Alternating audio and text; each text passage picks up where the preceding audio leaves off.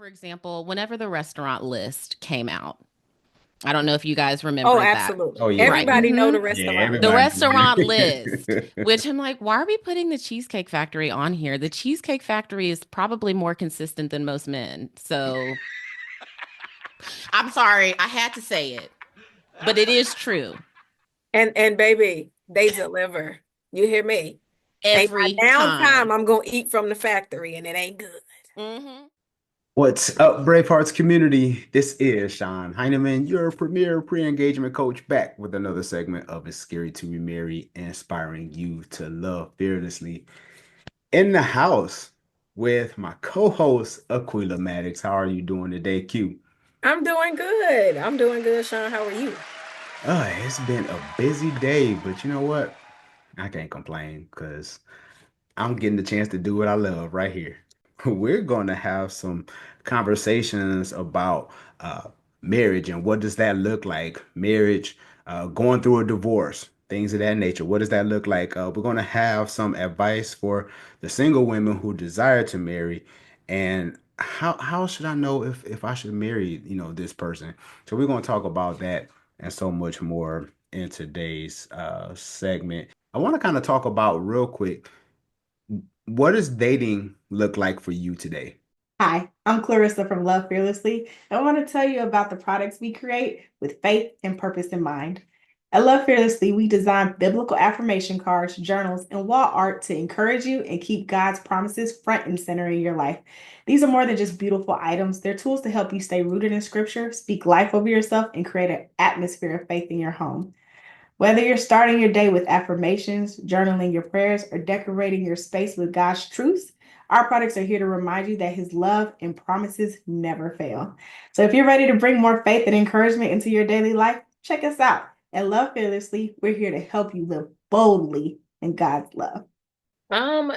Dating for me today, woo. So if I'm honest, there's so much introspecting that I feel like I always have to do because I think that I've been divorced 13 years. So I think there's this reality sometimes that we arrive to that's only our reality, meaning let's say that I have a viewpoint. I don't think, and this isn't talking values. This isn't talking, the things that you believe as far as the core beliefs. This isn't that. Mhm. There are some things that I feel like that I've probably accumulated in perspective that doesn't consider the person that I'm with.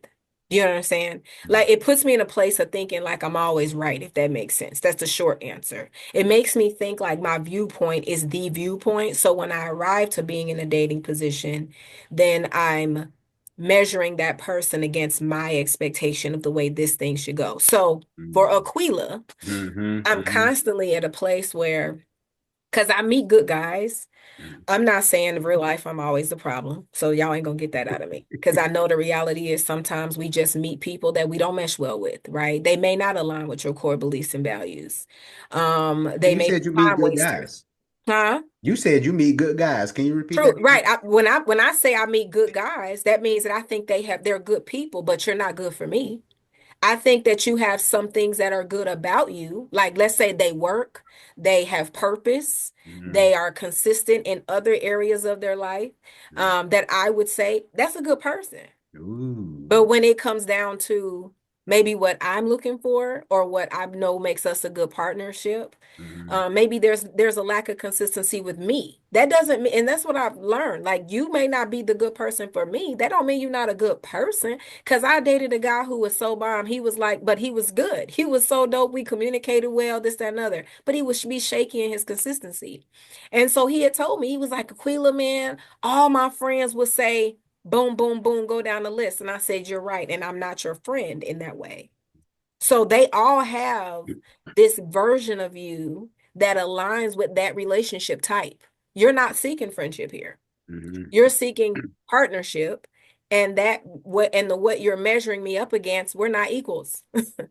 Now, if we just gonna be friends, I'm gonna be saying you dope like them because I don't want much from you, right? The Right. the expectation's different. So that's what I mean. But so dating for me, because I must say I sit in a place of introspecting, it includes me having to be honest with myself and say, sometimes I have to maybe move my adjustment, like adjust certain perspectives so that I can be in the reality of where we are today as a people, not just where Aquila wants to be.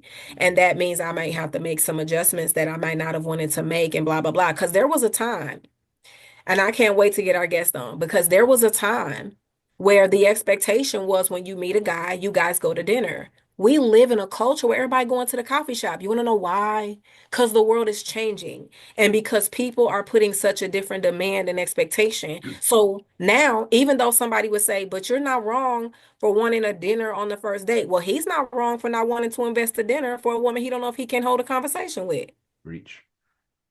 As Yeah. my daughter would say, clock that tea. So at the end of the day, that I am not going to say you're not the person for me because our first date was a coffee shop. Yeah. I'm not going to say that. So anyway, dating, like I said, is different. It's a lot. It is different. It's evolved into a place where sometimes people they coming straight for the gusto. They go on situationship for 500, Alex. And I'm like, no. Yeah. Okay. So it's different. It's different. But I am dating someone, and it does call for me again to have to get into, is that your reality or y'all reality? Mhm. Where you at with this, sis? Because if you want to be with the him, everything can't be a your perspective. And that's a reality, you know. Love it. Love it. Well, as you can see, this is this is going to be a good one. We're going to bring in our guest. Today's guest is a mom, and we kind of was talking about parenting off the air, and we'll kind of talk about that a little bit later in the show. Is she is the host of the podcast, The Woman in Between.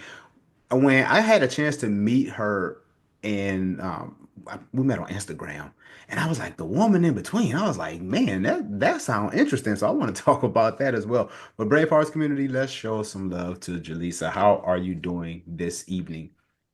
I am so good, and I am just so happy to be here. Instagram continues to surprise me with the connections. I have I met love so it. many great people through Instagram. And so I'm so happy to have met you, Sean, and I'm just happy to be here. Yeah, yeah, for sure, for sure. Thanks again for being a guest because this topic is needed. I want to, first of all, I want to ask you who inspired you to become the woman that you are today? Yeah, I feel like when I think about that question, it's kind of a collective of women. And I want to say, like, all of my aunts, the Simeon women, I have five aunts, and they did such a great job showing what a strong-willed woman looks like, especially within a marriage and not having to be, necessarily meek within that marriage. They are incredibly resourceful, resilient, and Mhm. they are also givers and nurturing. And so that was really my first entry point into seeing like what type of woman do I want to be, and then also, what type of women do I want surrounding me? So I Mhm. give them a lot of credit. They have now finally let me in the kitchen, which You I think I deserve a trophy for that. Once the aunts let you in the kitchen, you have made it. you You have. You you have graduated. made it. And You so graduated. as I've gotten older, like just sitting in on their meetings when they're planning, I'm like, I have learned so much from all of you, whether it is personally, professionally. So I got to shout out the Simeon women Love Love it. it. always. Love it. That is so good. Yeah, you in the kitchen now. See, and we kind of lost that, right? We kind of lost Yeah. as a culture, you know. Um, Yeah. Aquila, think about the people who poured into your life, and helping you become who you are today. Hmm. I think we missing that. Granted, we got social media, but there's still something about that one-on-one connection or in the Absolutely. kitchen, or just breaking bread together. There's something special about that. The spending time. But okay, but as a man, do you guys value that as much as we do as women? It might take longer for men. I will say barbershops are great places, right? That's a great, because you got guys that coming in, guys gonna get their hair cut every 2 weeks. If y'all coming in on the same day around the same time, you might see him in another 2 weeks. Um, so that's a great breeding ground, and also church as well. I'm in a part of a men's group, and the guy that's in charge. Like he handpicked us.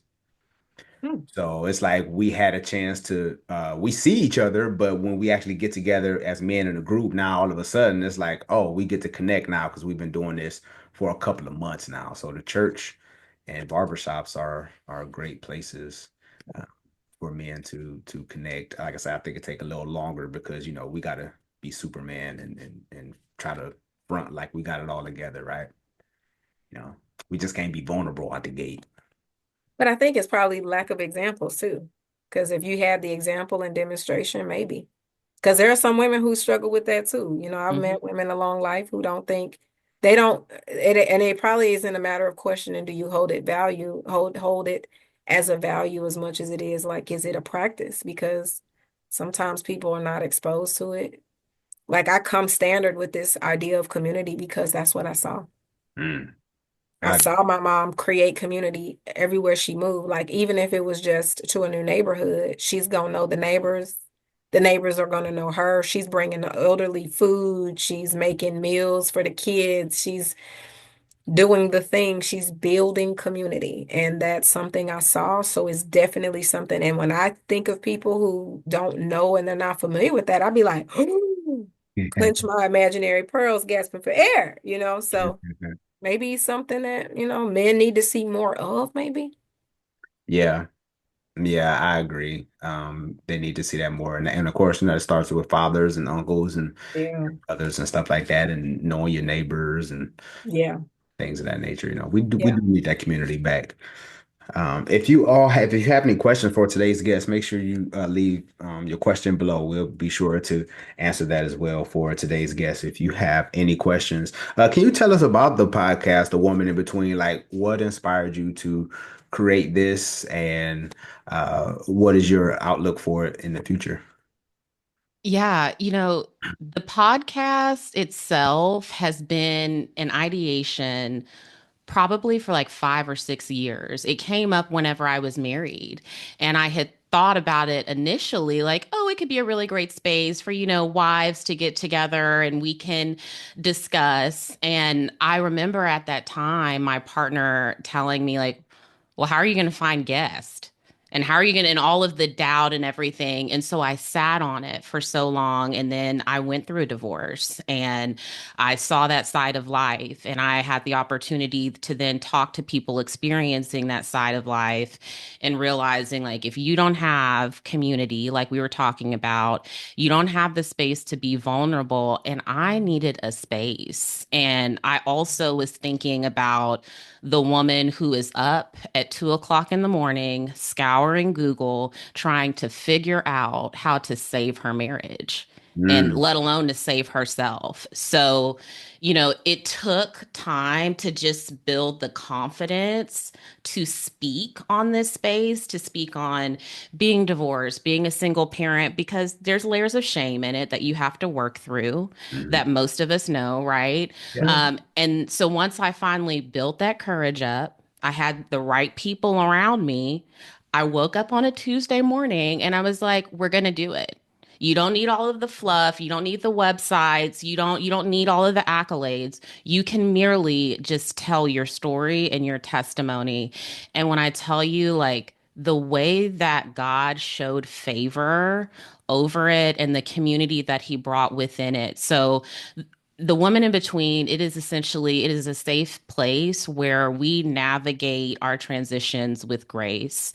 So we are offering vulnerable stories for people to learn practical solutions, whether you are thinking about, going through a divorce, you're in the midst of it, you're recovering, right? You're a single parent. But at the same time, I think that there's a lesson in it for anyone. So you don't necessarily have to be in those seasons if it still resonates with you, but it is a place where we can offer grace and you can leave there feeling like, okay, I'm not alone Mhm. and there is a path forward and I can actually thrive after That's good. this. Mhm. So, the That's good. long-winded answer. No, it was perfect. That was good. I mean, and thank you for creating that space. Yeah, It's I think very necessary. when I first got into it, it was a little hard for me because No, I didn't have that model. Like how we were talking earlier, you have to have the modeling of it to know like what steps do you take. And for me and my family, a lot of people have been married 20, 30 years. Well, amen for And that. If I yeah, can say amen for that anyway, amen. but that's valid too, right? People don't know how to that's so good because I feel like I've learned in so many ways that I didn't want to have to learn. And I tell people we have to teach our kids how to fall. Yes. We do. We have to teach them how to fall, because life isn't perfect. And one thing about this wonderful, intricate thing called choice is people have it. Hmm. Yeah. So you can't, no matter how much you pray, no matter how much and I believe in prayer. But if you use prayer as what you feel is like fairy dust, then you'll get frustrated with prayer because you can pray for your spouse to change or manifest certain behaviors, if you will. That's not what it's for. Because they still get to choose. We can ask Yes. God to touch their heart, and God can touch it, and they still can say no. So choice is a thing, and we have to teach our kids how to fall and how to deal with those moments where all your prayers to save your marriage. Because, girl, I told the Lord, I said, let me tell you, God, I know what you did for Abraham, honey, when you pulled that ram in the bush. Do I it for know you me. about to pull the ram out for me. You hear me? So people was like, girl, how you doing? I was like, girl, waiting on this ram. Okay, this ram is coming. I know it is. Amen. I know this ram is on the way. I just know this is a false alarm. False alarm, everybody. We just was separated. We ain't get divorced. Baby, false alarm was a real alarm. This is not a test. This is not a drill. And I got Seriously. divorced and was devastated. You hear me? Because I read a quote that said, you were born looking like your parents and you die looking like your decisions. Ooh. Mm. Yeah. So, Woo! yeah. So I was like, what will you look like in your casket? Because we have free will. And that's the beautiful thing about God as well. God gives us free will to make those decisions.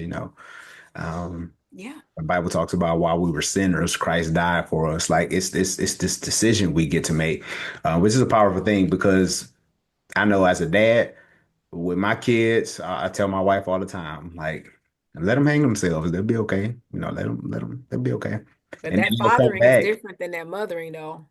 It's different. Oh yeah, for sure. But Because if we could have some of that father dust, amen, sometime. Yes.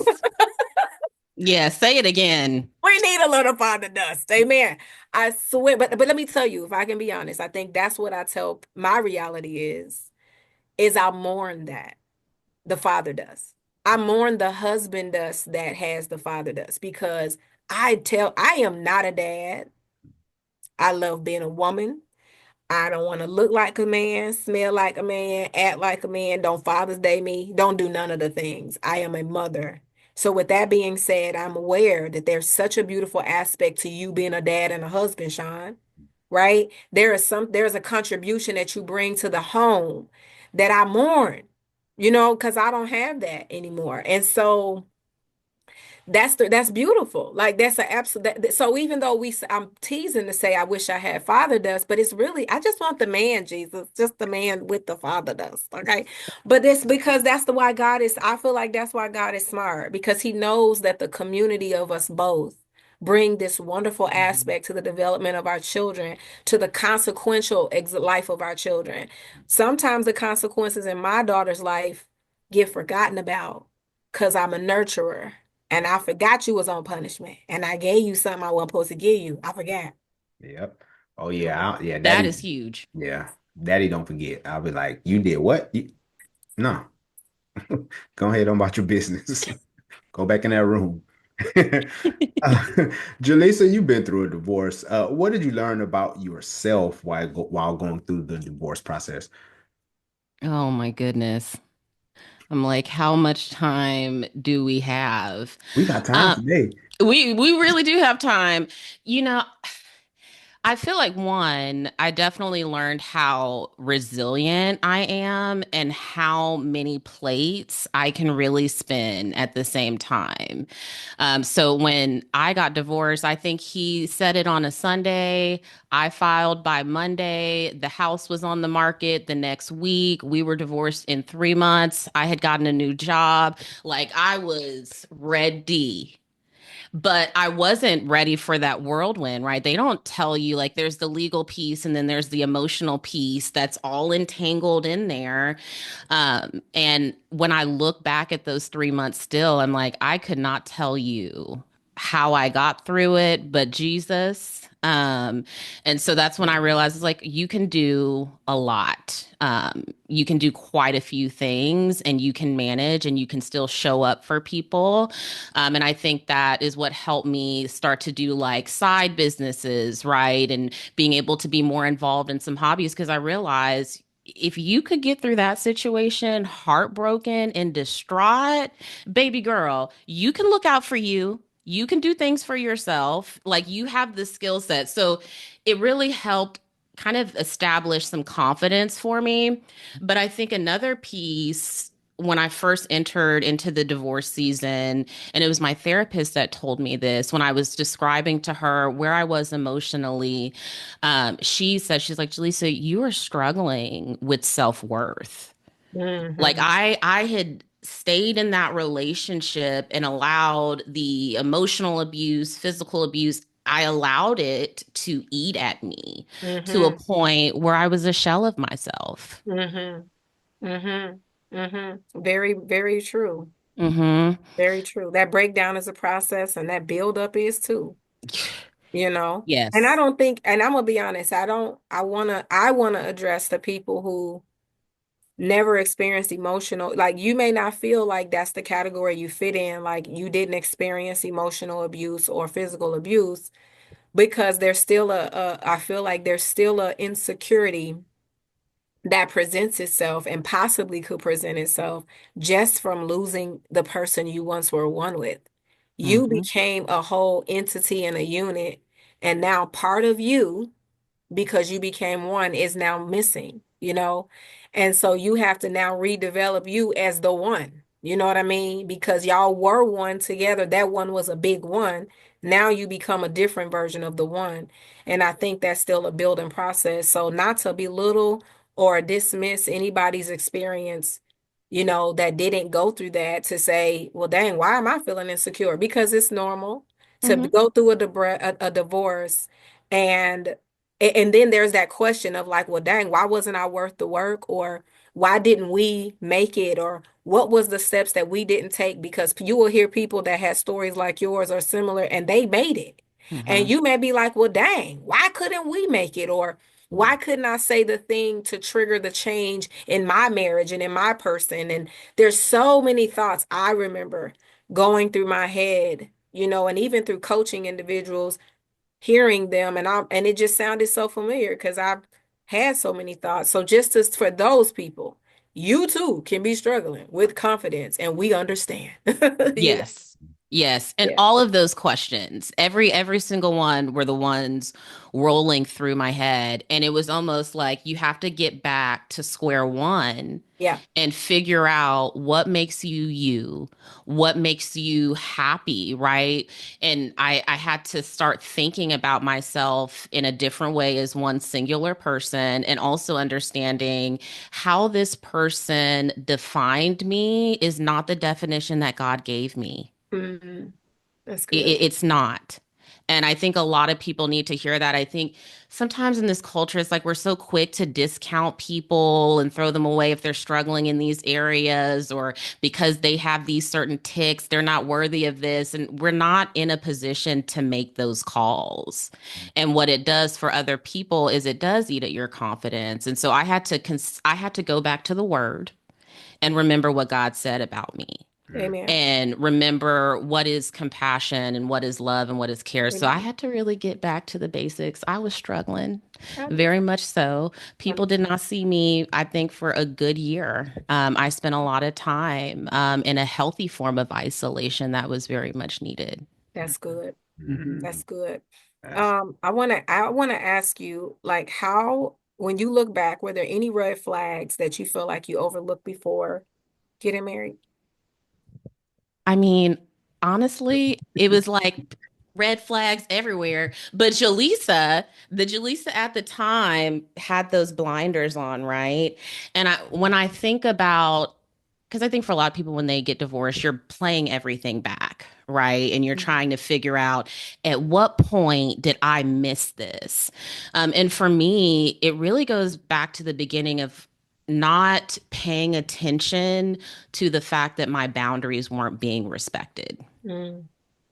And it was very, very small, where I didn't really understand the tone that I was setting within that relationship. Where if I would say, like, I really don't prefer to be in these types of spaces, but he would take me into those spaces. Get it.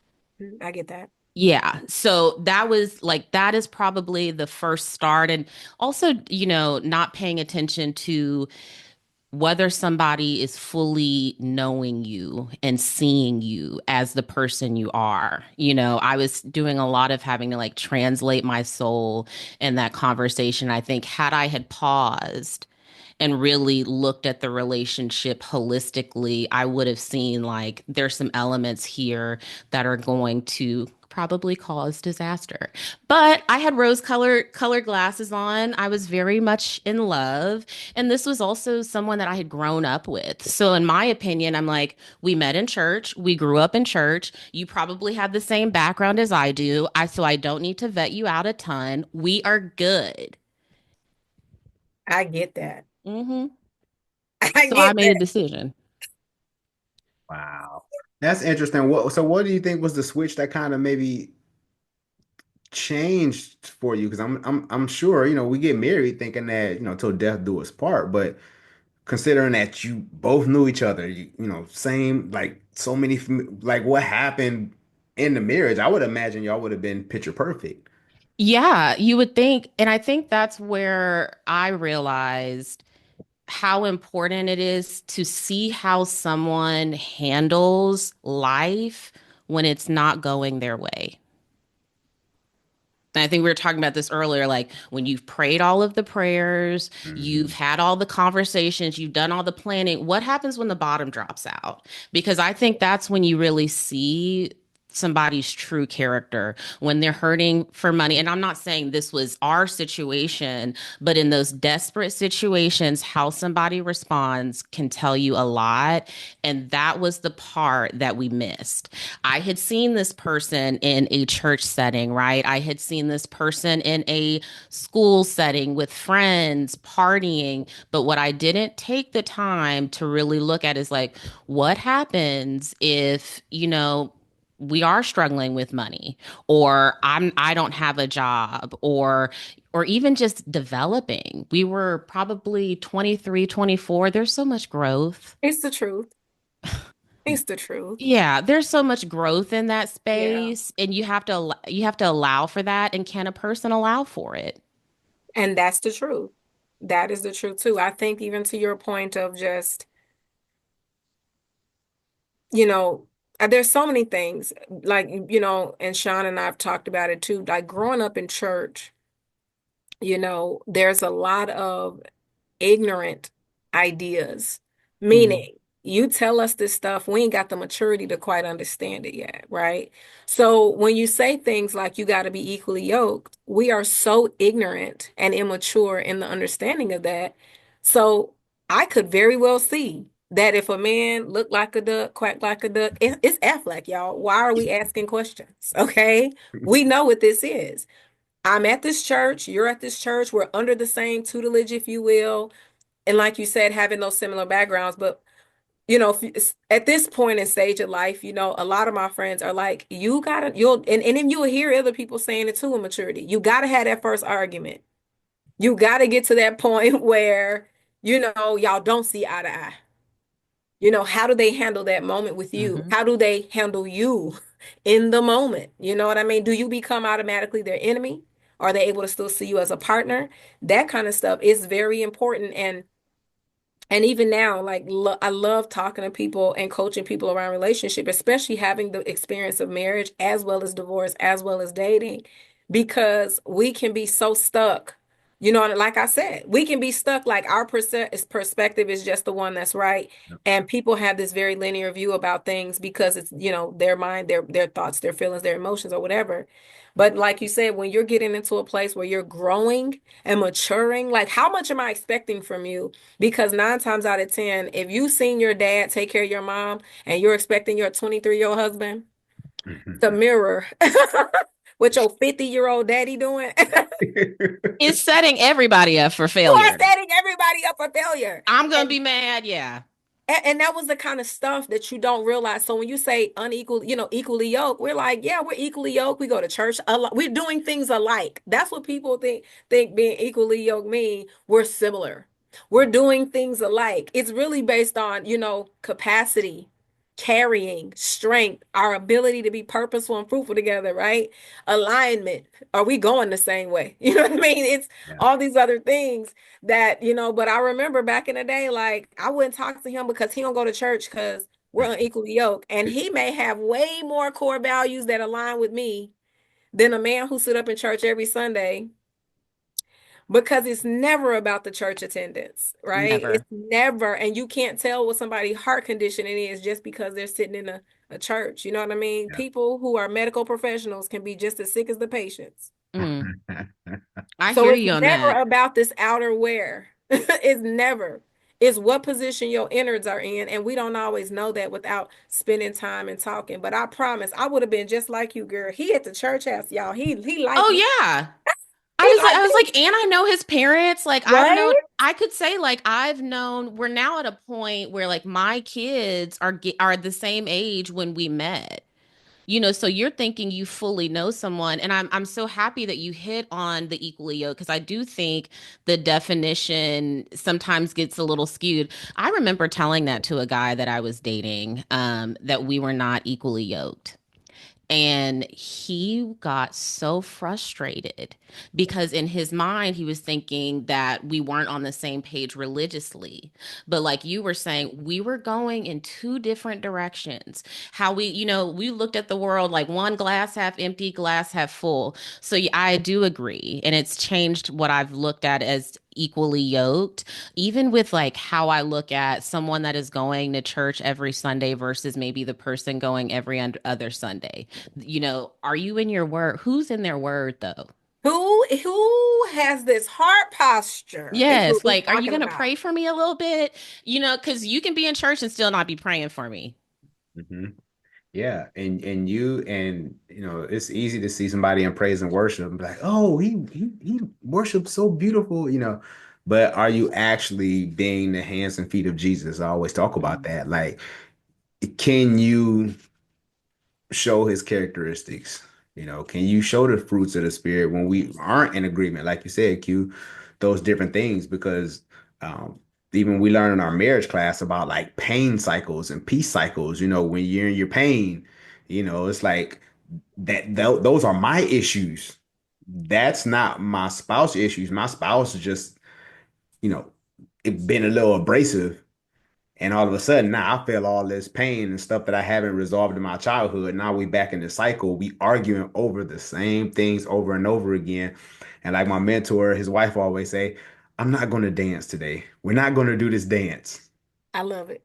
Love that. We're going Love to it. create change. I was telling a friend of mine's the other day, I was like, so when are y'all going to stop dancing? Because y'all have the same issue. Somebody has to be mature enough to be like, it's me. Give me a couple of seconds because I'm in my pain right now. Woo! Yes. You know what I'm saying? Woo! Now, all of a sudden, your spouse is looking at you crazy because they want to continue the cycle because that's what y'all used to. But when somebody breaks the cycle, now all of a sudden, because I changed, you have to change. Now you're looking tripped out like, oh, now I need to be checked too because all of a sudden I've seen them become emotionally regulated. Mhm. So I just heard that's so good. I just heard, don't remember where, they broke down what you just said. When we say it takes two to tango, yeah, that's dancing, right? yep. And so they was like, when we say it takes two to tango, we're not talking about just the fighting. We're not talking about, punches, but we're talking about the fact that if one person isn't dancing, then the other person would be dancing by themselves. Mm. So when you stop and you cease, then you're not dancing with that other person. Tango requires two people. Mm. So it takes two to tango. And you have to remember that, especially so like what you just said, they was like, somebody got to be willing to stop the dance. Yeah. And Yep. they were talking about problem, as far as to just arguing or anything like that. So it's the same. You know what I mean? I was like, it was just so cool to hear you say this. I literally just heard that this week. Somebody Wow. was breaking that down. And I was like, oh my gosh, I know we say that and I know we get the concept, but that visual was just so helpful because we know the tango is a dance, but you just really don't. I didn't feel like I made the same version of connection until somebody was like, you realize it's dancing. And I was like, Mhm. it sure is. It's dancing. And if you're not tangoing with me, then it's not a tango. you I know? know, right? So Yeah. we gotta be willing, like you said, to have one person, lay some stuff down. But I was looking at one of the other questions that I felt aligned with this. What are some misconceptions single people often have about what it takes to make a marriage work? That's a good one. That is a good one. Um, I mean, I don't know like necessarily specific misconceptions. I think the focus is shifting. And I feel like, for example, whenever the restaurant list came out, I don't know if you guys Oh, remember that. absolutely. Oh yeah. Right. Everybody know Hmm. the Yeah, restaurant The list. everybody. restaurant list, which I'm like, why are we putting the Cheesecake Factory on here? The Cheesecake Factory is probably more consistent than most men. So I'm sorry, I had to say it, but it is true And baby, they deliver. You hear me? Ain't every my downtime. time. I'm gonna eat from the factory, and it ain't good. I've never had a bad experience. And not to mention that carrot cake. That's a reel. We're gonna share. That's an Instagram reel. So I'm sorry, I have to say it because it's true. But I remember seeing that as like, you guys, like this is not the priority.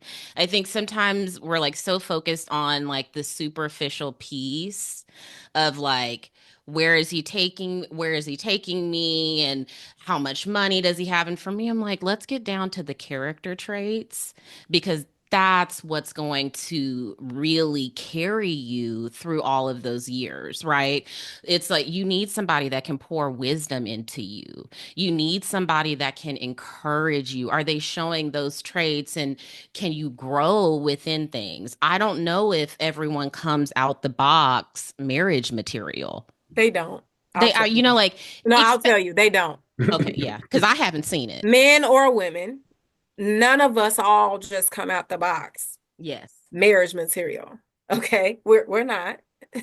And so we're human, right? And we're Mhm. learning. And so I think it's also like you have to give grace. I'm in some of the groups where I see the commentary around dating, and it's immediate like, well, if we're dating and he uses the bathroom in my place at 3 a.m., he's got to go. I'm like, okay, are we trying to find husbands? Like, what is this? Do you hear what I'm trying to tell you? Yeah, and this is no fit. Like, if that is your jam, by all means go for it. I don't have a man, so look, you got it. But I do think there is something to be said about looking at the character of a man and how he handles himself, looking at who is surrounding him and who is pouring into him, instead of just solely focusing on the surface level or the things that you can see, and potentially being willing to grow with that person. So that is my answer. and that's a great answer because I want to talk about that a little more because and I think and as the ladies, y'all correct me if I'm wrong, I think a lot of women miss that piece where, okay, he's a great guy. All right, he's 6'3", he got the abs, he got the job, he got these things. Okay, great. But who is pouring into his life? My old mentor used to always tell me, you should always live life like this. You're being pulled up by somebody and you're pulling someone with you. So you're always that middle link in people's lives, and Yes. we overlook that a lot. So it's like, who are you accountable to, dude? When stuff hit the fan, who are you? Do you believe you God? And nobody know, you know what I'm saying? So I think that's a vital part a lot of women miss in relationship. I mean, when it comes to dating, because to me, I'm like, if you're an island, something's wrong with that picture. To me. No, you're not wrong. Mm, I think that we arrive at that place too, where you understand that I can't work this on my own. And you understand that my husband or my significant other doesn't always respond to my voice. So since he doesn't always respond only to my voice, I'm coming in the door like who you talk to when it get crazy? Mm-hmm. Because I want to know. And this ain't about, always relationship stuff, but do you have a safe place for you? Because otherwise you're gonna be congested. mm. And I may have to deal with your congestion, and I'm not a doctor. So Yeah. there's a level of capacity that I have. So when we talk about coming out the door, I tell people in reality, and I've shared my story, I was groomed for marriage. I came up in a background in a setting where marriage was highly hyped up and promoted. And I make no apology for that because as I got older and I get to go and see if I still align with that, I do. hmm I still do. So I align with marriage. I align with being a wife and supporting my husband. I have pretty traditional values and concepts in my life and heart. Although I live in this very modern world, there are still very much some traditional ways that I'm not going to get rid of. Hmm. So I believe in honoring my husband, a man leading my home, me being able to trust our partnership, that in my absence, we can run this ship just as we could while we're together. There are certain things that but I was groomed for that, but I didn't wake up that way. I had to be groomed and still being groomed, even in, dating and singleness. I still have to be groomed. I have mentors that are also man tours. So they are men who are going to talk to me about what it looks like, and that helps me. Sometimes as women, they don't hear enough men voices Mm-hmm. to be able to know that, I heard a video, but I promise I wrote it in my notes to talk about is that if I want to be with a man, I need to learn how to receive from a man. What does a man look like? What is it? That particular man, by the way, y'all. Sometimes we are taking in this information, this overgeneralized conversation around what men should do. But what does your man do? And that's why I think what you said is very important. What is his character? Not the character of every man. Because all these general conversations about, and I think some of this encouragement is good. I love hearing the men tell women, hey, you can expect the man to be consistent and things like that. I think that's wonderful because some men didn't have dads, some women didn't have dads, and didn't have father figures. And you don't know that consistency is a norm. Mm. So I got it. Y'all need to hear some male voice pour into you the expectation of what to know you get or you are able to get from a man. But I've met men who own businesses, and the way they give consistency and time is not going to look like the same as the man who works a 9 to 5 and he gets to lay his world down when he leaves his job. But if you only deal in generalization, you're going to have an expectation for the man who owns businesses to look like the man who works a 9 to 5. And I'm not belittling either, Hmm. but I'm telling you, they move different. Of Mm-hmm. course. They move different. So I think that, to your point, that we have to get into that get specific, you know what I mean, around what does that person we're dealing with bring to the table look like and stuff like that. What does that person look like as a male in our life? And that's when I think you understand too, again, partnership and wanting to have tenure. I need to know who is pouring into you. I need to know where you're getting your information from. Not as a means to control you, but you need a support system Yep. I agree. because men do a lot differently. Yep. I do Yes. a lot differently than you, and Hmm. men do a lot differently than us. Yep.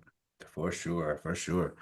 I want to, Jaleesa, I have a intimacy card deck that my wife and I created, right? So Okay. those who don't know, check out the intimacy card deck if you're going on a date night with your friends, with your significant other, whoever. These are some great questions. 30 card deck. It's at scarytoremarry.com. It'll be in the description below. So, Jaleesa, I'm going to ask you a question from the deck.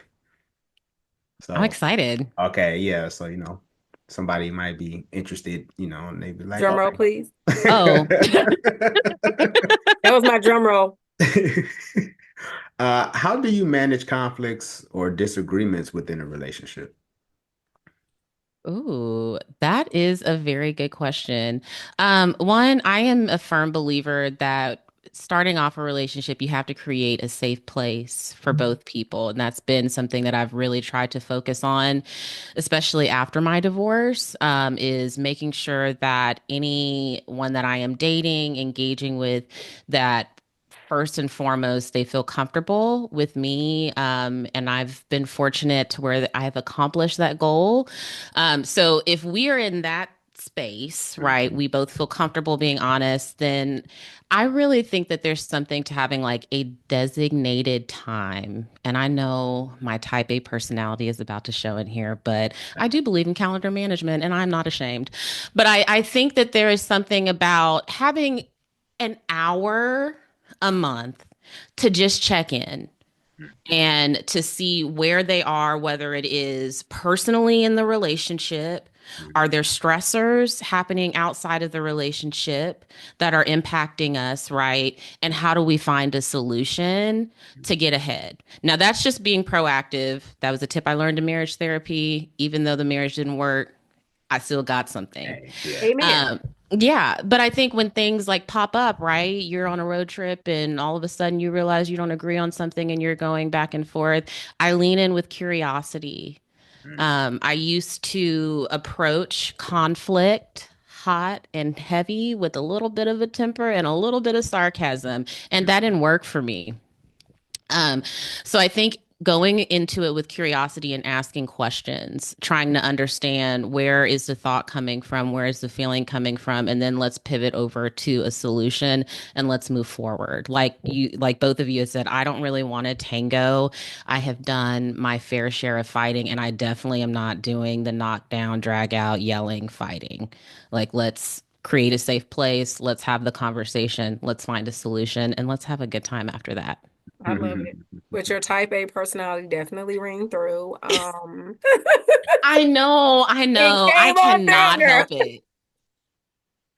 I love it, but it definitely shined through, honey, like a big bright star in the middle It of is me. it came out, girl. I love it though. She said calendar an hour a month. I love it. I I love know, Mhm. it. right? She I like, love if it. it ain't on the calendar, it ain't happening. It's It not ain't it ain't, happening. it So ain't we even don't have real. anything to discuss. Yeah, it ain't real. Yeah. But I think I met a couple who they did every what I think they was it every Tuesday? I think they did every Tuesday. And Mhm. they trained themselves that Tuesday was their knockout drag out days. If there was a disagreement, it has to be tabled until Tuesday. And they both wrote it down. And I met her husband. So I met of course the wife first, and then I met her husband, and he was for it. Because one, it allowed your emotions not to consume you all week. Mm, Um, because some people really don't function well with all of that and then trying to be productive. So mm, I found that that was a really good idea. Like they tabled their, like I said, all their disagreements. Now, if there was something that needed to be urgently discussed, obviously you can still do it. But the point is that majority of these lengthy conversations, they tabled them till Tuesday. mm. Wow. That's that's I love that's it. good. That's discipline. Yeah, that's Yes, it real. is discipline. And I'm just like that where I can't hold on to all of that for long periods of time. Yeah. I had to do that in my marriage where like things just would not get discussed Mm, for weeks. And Mm, yeah, and mm, that's where I'm like I can't do that. Also like, life is still moving, yeah. we still have things going on. So let's nip it in the bud if we can. Yeah, that's tough. I think you got to know who you're with or who you're married to. agreed. I think that's Yes. yeah, because I'm the type of person where I'm like, let's talk about it now, because I don't like carrying, Yeah, because that might affect the way that I treat you. You know what I'm saying? And I'm it's like, the truth. Yeah. yeah, I have to say something to you, not so much of like having to argue with you, but just more of like, hey, I need to, because it's almost to me, it's almost like a heavyweight boxer match. Like you you get to go in your corner and sit for a second, and you get to kind of think of all the stuff that's going on in your head. So when you come back and talk to this person, I mean, you guns blazing because you have built a case. My case. Exactly. You like, I know I'm gonna hit him with this. Wait till he hear this though. Your Honor. Order in the court, you know what I'm saying? But that's just me though, to each. No, I understand. But I mean, she said, which I think is good to check in once a month. And I'm sharing that for the once a week because the point is everybody got to still do what works for them. Mhm. I personally too am very capable of carrying my stuff too, meaning like I need to know we're okay. And if Mhm. we go, I don't know how we would make it to a table and get till Tuesday because I don't. I don't know. But what I'm saying is that I think that's great discipline. I think that their focus and intentionality, and because also there's no evading. He's bringing his own stuff to the table. Do you see what I'm saying? So it's not like it's one-sided. That's a partnership. Like they agree together to do that. But I don't know how I would make it to a Tuesday. I don't know. And I'm so lovey-dovey. I need us to get along now. I know, Okay. right? I'm so I, lovey-dovey. Can I we for fix sure. it now? Like I got to be kissing you on the face. And if you start doing something like this because you still in the mood, I object, Your Honor. Look, I'm not- We got to talk now. exactly. How do you know when a single man is married minded? What are some, what I'm saying? Like, like, what are some things that you might see, Jaleesa, that's like, oh, like this dude is, oh, Delisa started sweating. I don't think you noticed that. I mean, I'm like, I'm trying to find them. I I don't know. know. She well, was over there sweating like, wait a minute. I don't even know if you realize what's happening. I just, I mean, I can say what I think about that for myself. yeah, like, yeah, yeah, for you, yeah. I think like it does have to be consistent with who I know like God to be. So they need to have that consistency built out. They need to have a community around them that is pouring around them and pouring into them, and they are sound minded. There shouldn't be elements of chaos, right? Where I'm like, what is going on? Why are you doing this? Why? And there can't be an explanation. This understanding of accountability as well. And he is able to have discernment on the people that he is around and the places that he is in. Because I really do hold it dear to my heart. It's like the man that I'm with is going to make sure that we are in the right places together. He's not going to have me around the wrong people because he has those boundaries and that discernment for himself. And if the opportunity comes where we need to correct with compassion, he is accountable. Love it. So that's what I have. Now, I I'd open that to the group as far as what you guys have seen. But that's what it is for me. Yeah, go ahead, Q. I see you over there. Oh, look, but I was actually looking at you to see what you had to say. For me, and again, I can speak for myself and just maybe some guys that I know as well, maybe, when they've told me their stories. Um, First of all, we got to have that communication. Like, do you even want to be married? Mm.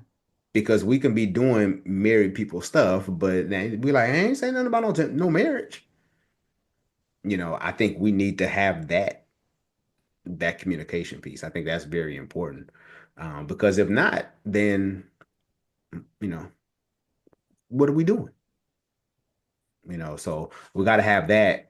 And then I think also too, and I'm speaking from my mature mind now, going through a divorce, you know what I'm saying? Valid. So this is kind of like an asterisk by my name. Um, I wouldn't I wouldn't in the Q we talked about this.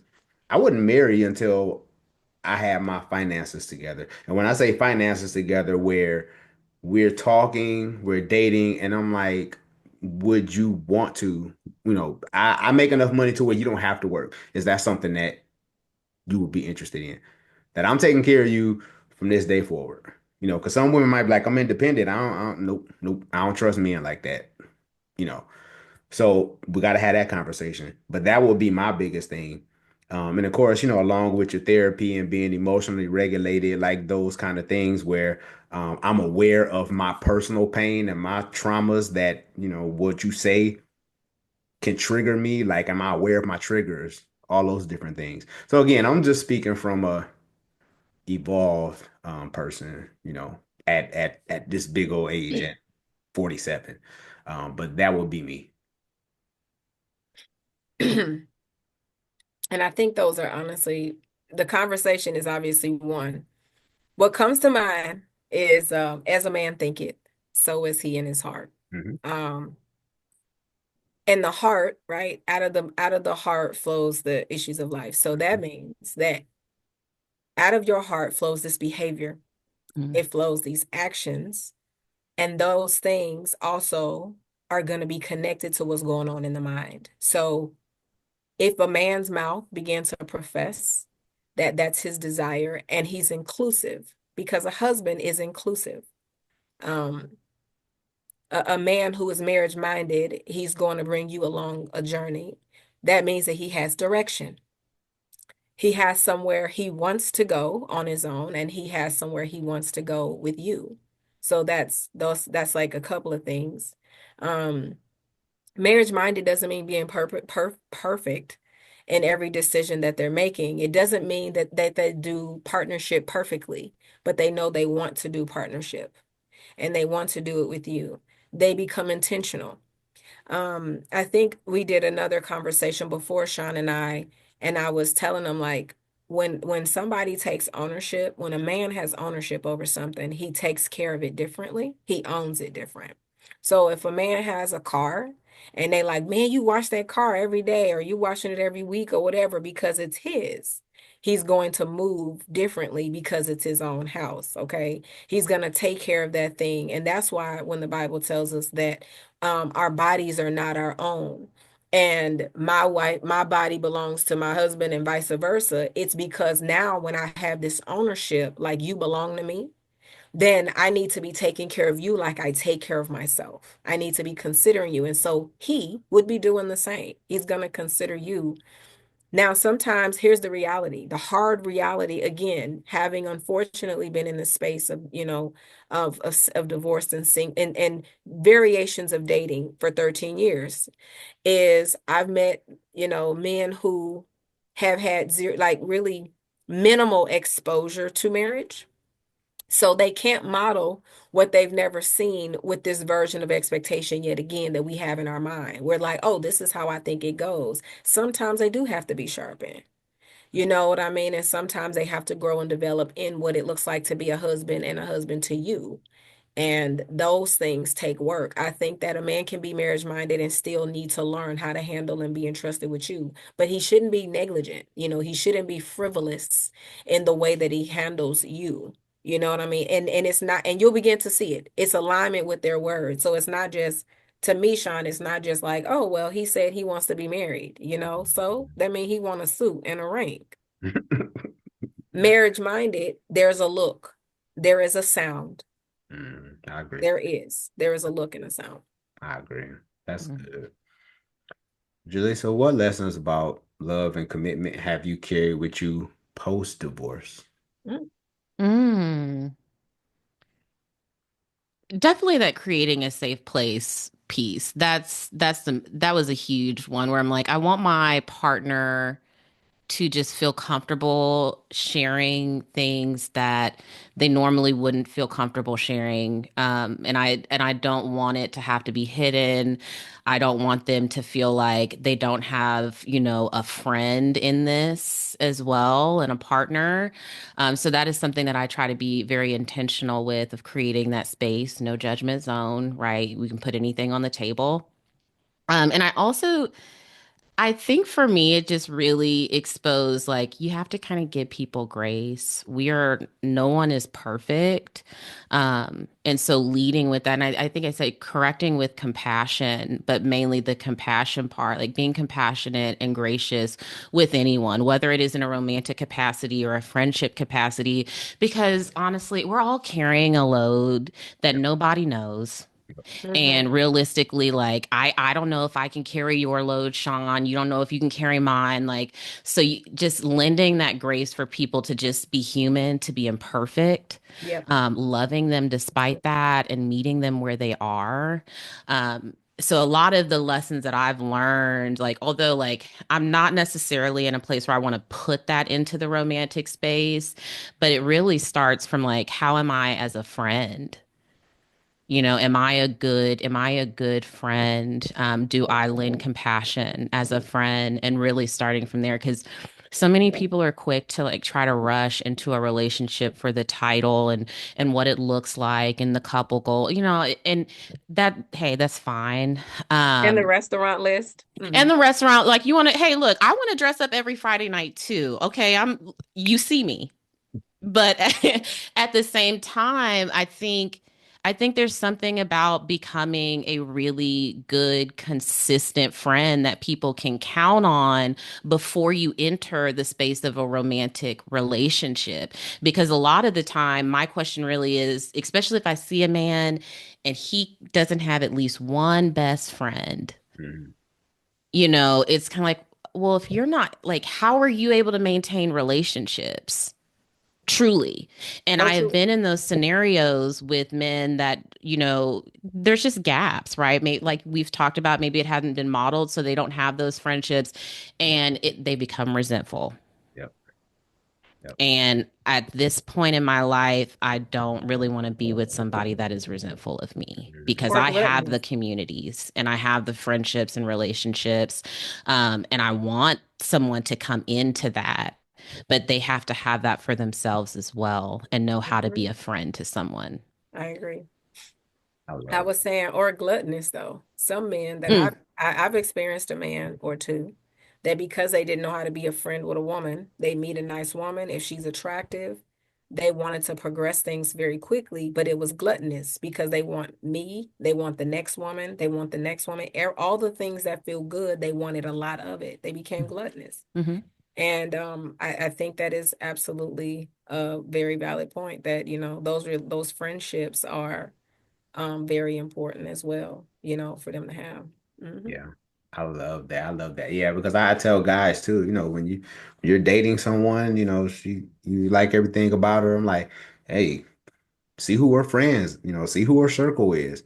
Because if she's for marriage and she got a good head on her shoulders and she healthy and she's always talking about her best friend because that's who she gonna run to when y'all got issues, you better hope that she's healthy.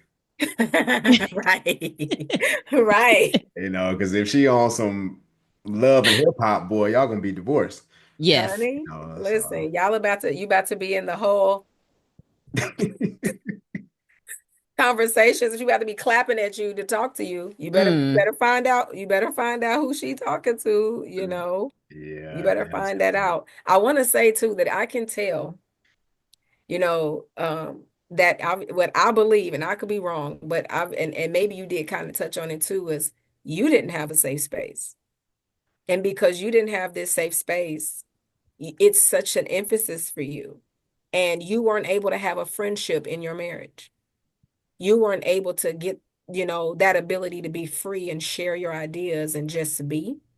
And which is always I tell people it's a lack of intimacy. It's a 100% hmm intimacy deficiency when we can't have this mutual sharing. And you can tell he didn't share a lot with you either. Um, you can tell, like I can tell because I ain't gonna lie, I get to read people for, a part of the gift, but you're saying this over and over again, and it's like the Lord is like, she's telling on herself. You are constantly reiterating where your deficit is, right? And my prayer is one that God heals that place for you because not because you're doing anything wrong, but because there's so much more that I know God wants us to gain out of the relationship, but your emphasis is on this safe space. Your emphasis is on Yep. that. And I just want you to have all of the wonderful things. And I remember being you. I remember my emphasis when I came out of marriage was trust, and endurance because I hated being divorced. So I wanted, like, can we endure? Can we just stick through the hard times and actually both still choose each other? So I'm saying all of that to say is sometimes, and therapists will tell you the same, that a lot of times what we are trying to find in a person is what we lacked for ourselves. And that's the answer we provide for other people. So you're providing the answer, you're providing what you didn't get. You know what I'm saying? But I want you to kind of think about that. Like, think about the fact that there's more to that dynamic of relationship, than the friendship and the safety. There's more to what you can receive, even if it's just a good time and a laugh, good conversation and things like that. There's so much more that you can experience. And I don't want it to be the focus so much, because remember when we say you can be like this, we can be just like that while we're healing. Yes. I completely agree with you. Whoa, I mean, I'm like, did you see my soul or did you see my soul? But but no, I think you're right. I think I read that somewhere. I'll have to find it too, where they say like the person that is giving the most needed to be given to. Yeah. Right. And yes, that was definitely a deficit. And I think I can see it clearly for other because I don't want people to be in that same spot. Yeah. And so God is working. And I'm so grateful for that in this Yeah. season. But I also really enjoy the aspect, right, of getting to see all of these different colors of myself and these different Yes. sides of myself. So it's a beautiful thing. I know like healing after divorce is almost like a roller coaster when you're dealing with so many things. And Hmm. I remember getting so frustrated because I'm like, I'm ready to get off the roller coaster. Like, when do I graduate? I know. You know? When do I graduate from this? Because I got a cap and gown on Shein. Like, come For on. real. I am ready. Okay. But at the same, I've had to accept, like Jaleesa, there's always going to be opportunity and thank goodness for that. I Yeah. think the constant prayer since my divorce is please reveal my heart. And so I always get those opportunities. I think that is why my podcast was such a godsend because it brought in people to help right bridge some of those deficits and even this opportunity, right? It's not common to come across someone and they can say, I can see Yeah. what's happening. So I definitely one receive that. And I appreciate you sharing that because that's also not easy to share as well. Yeah. Yeah. But you're beautiful. I'm so grateful for your journey. Amen. I Thank am. you. I really am. And I did check out the podcast too. And I already knew, believe it or not, the woman in between, I didn't know, but I knew. And I said, oh, I see what's happening here. You know what I mean? And because we are in between, and we're in between Hmm. a lot though, right? Whether you're in between, this trend, whatever that transition is, we're in between a lot. And Yes. I think that's absolutely great. And so congratulations on your step out in purpose. Congratulations at trying to, turn those lemons into lemonade, because me and Sean been in the game for like over 10 years. And I told Sean he's just as consistent as that Cheesecake Factory you was talking about, girl. Okay. That's Sean. Okay, that's Sean. Meanwhile, I've buried my mother, I've buried my dad, I've buried two sisters, I've buried my grandparents. Since me and Sean have started, I've buried all of these people. And recently, when my sister committed suicide and I lost my dad, that's when I felt like I was the most inconsistent. And my point is that losses, rather divorce, rather because even in divorce for me, I know Sean took a break. I know Sean took a break when he got divorced, but Sean is still just as consistent as the Cheesecake Factory as you talked about, girl. Okay. So I was up and down, and Sean has always been one of my biggest supporters and just my brother from another mother through all seasons. And my point is that sometimes we go through these losses, and it's challenging to want to turn those lemons into lemonade, because you'd be Hmm. like, I know you can, God, but I don't want you to, because I didn't even want these lemons, okay, in the first place. And so I commend you for being willing to be able to see the beauty of such an ugly circumstance, and not just creating a space for yourself to thrive and heal and be nurtured, but for other people as well. So I really commend you. I commend you Oh, for that. thank you so What city are much. you in, by the way? I am in the Dallas, Texas area. I just moved from Dallas. Yeah, Oh, I'm right down the see, street from you, Jaleesa. do what? I'm right down the street from you. Look at that. He in Yeah, I'm in Austin. Austin. Oh, and Austin is my favorite city. Yeah. So Dallas is my favorite city. So when I'm in Dallas, because I was actually just in Dallas on Wednesday. So when I'm in Dallas, I will have to you have to inbox me your number and Yes, grab I my will. yeah. Yes, we are all going to connect. I absolutely love that. That's why I love these spaces and I just appreciate the kind words. There was that skit with Steve Harvey, not Steve Harvey. I'm just blanking on Jamie Foxx and Denzel Washington. And he's telling this story and he was like I was at this party and he was like I knew I'm leaving here with something. And that is exactly how I looked at my divorce. I'm like, I might have not have the husband, right? Got rid of some stuff, but I'm leaving here with something. And it might be a lesson, but I do know how to learn a lesson. So Amen. we are learning. I love it. Hey Hmm. man, love it. Hmm. This has been a phenomenal show. Thank you so much for your time, Jaleesa. Let everyone know how they can get in touch with you. Give us all the contact information because we don't want nobody missing your podcast. Yes, yes. So we're on a pause because I need to get my life together after these holidays and these kids. But season 2 is going to be coming out on January 28th. We are on YouTube at The Woman in Between. That's where we're posting our content, but you can also check out the content on Spotify, Apple, or wherever you like to listen to your podcast. And I'm super excited. We're going to be starting out a community group. We're going to be rolling that out this year so we can really thrive in community. Also on Instagram, The Woman in Between. I have my own personal page, Jaybird Flu. So please feel free to follow. Tons of fun content and really excited to start pushing out episodes and get your episode out, Sean, in February, my favorite month of love. So yeah, that's where you can find us. And yeah, drop it on my birthday. My birthday is February 11th. Mm, I'm being that's a selfish. birthday gift right I there. know, right? I'm being selfish.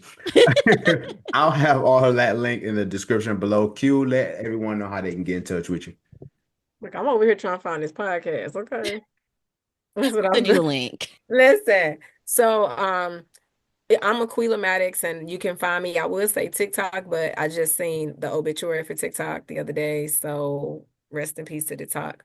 But I'm on Instagram, and I am on Face. I'm on the book Face, and that's where I'm at for now. And then I will.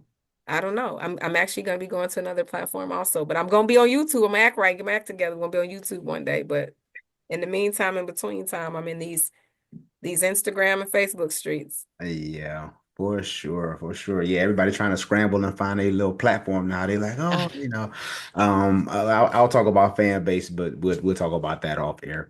So if you are watching this via YouTube, make sure you hit the subscribe button, share this with someone, share this in your group chat because it's like four of y'all talk about everything. Put this episode in the group chat and then y'all had a conversation. So we can run these numbers up. I need to get my watch time up, so y'all keep it coming. If you are listening to this via podcast, make sure you leave a rating and review on Apple. By doing so, it'll put you in a drawing for a free Amazon gift card. This is Sean Heineman with special guest. Jaleesa, the woman in between. I didn't know you wanted me to get in there, but I am here. Follow us at the woman in between. That's right. And I'm Aquila Maddox. Yes. All right, Bravehearts community. Take care.